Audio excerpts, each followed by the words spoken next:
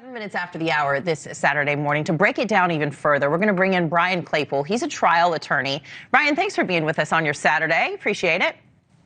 Sure thing. Great to be with you, Anna. So Caitlin broke it down that David Pecker, the star witness, first witness, the prosecution really wanting to come out strong. Do you think they did?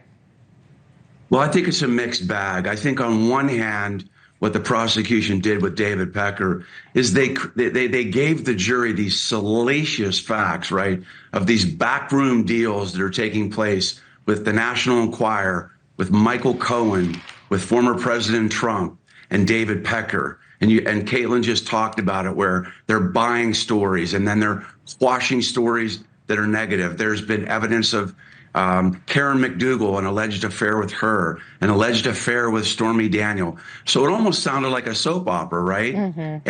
And some jurors can receive that in a manner that says, oh, wait a minute, Trump's associated with that? That's bad. And maybe we're going to find him guilty. That's one side of it. But where the prosecution, I think, failed is they have to prove the elements of the crime, right? And those elements are, you got to prove beyond a reasonable doubt that former President Trump ordered somebody to falsify financial statements with an intent to interfere with the election. And I didn't really hear any testimony from Pecker saying, hey, yeah, I heard Trump tell his accountant, you need to falsify those financial statements. I didn't see an email, for example, Trump saying, hey, we gotta fudge these financials. I didn't see a text message corroborating that. And the prosecution needs that. They couched this as a conspiracy, by the way. And in the indictment, if you look at the language in the indictment, the word conspiracy is not used. So I think there are some weaknesses in the prosecution's case as it stands now.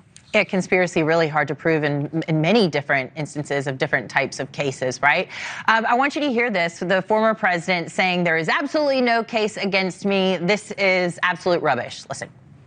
This is a case that should have never been brought. Every legal scholar, every legal expert, Andy McCarthy, Jonathan, Andy, every single one, Jonathan Turley came out with a scathing report on this trial today. Andy McCarthy's scathing report. Mark Levin can't believe this is happening in our country. There's no case here. There's no case whatsoever. It's a disgrace. We have a conflicted judge, and it shouldn't be happening, not in this country.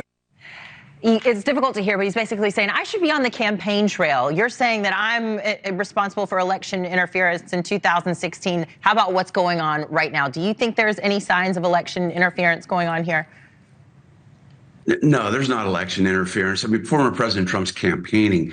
And look, at the end of the day, you can argue all you want in a press conference that this is rubbish, but Trump's legal team has to focus on, keep their eye on the ball, right? Mm-hmm. They're in the middle of a trial. There is a risk of a conviction. No trial, right, is foolproof. We just revisited the O.J. Simpson case, a week or so ago. So his lawyers need to keep focused, not keep talking about this is rubbish and what have you. And one thing I do want to mention about Trump's strategy in opening statements, which I think is a little bit questionable, is his lawyers got up and said, hey, look, election or influencing the election is part of our democracy, right?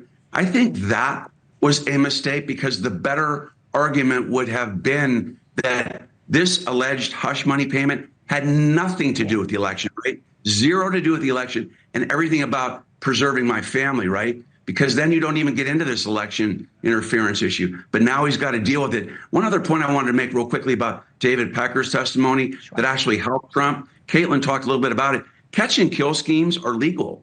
Those are legal. That came out on his testimony. And then at one point Pecker was confronted with a text message or an email where he said that the catch and kill scheme was more about suppressing the story than it was about the election. So that contradicts the prosecution's theory.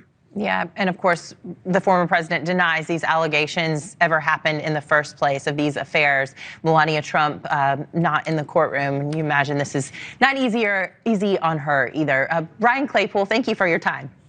You bet. Thanks for having me, Anna. Appreciate it. 11 minutes after the hour.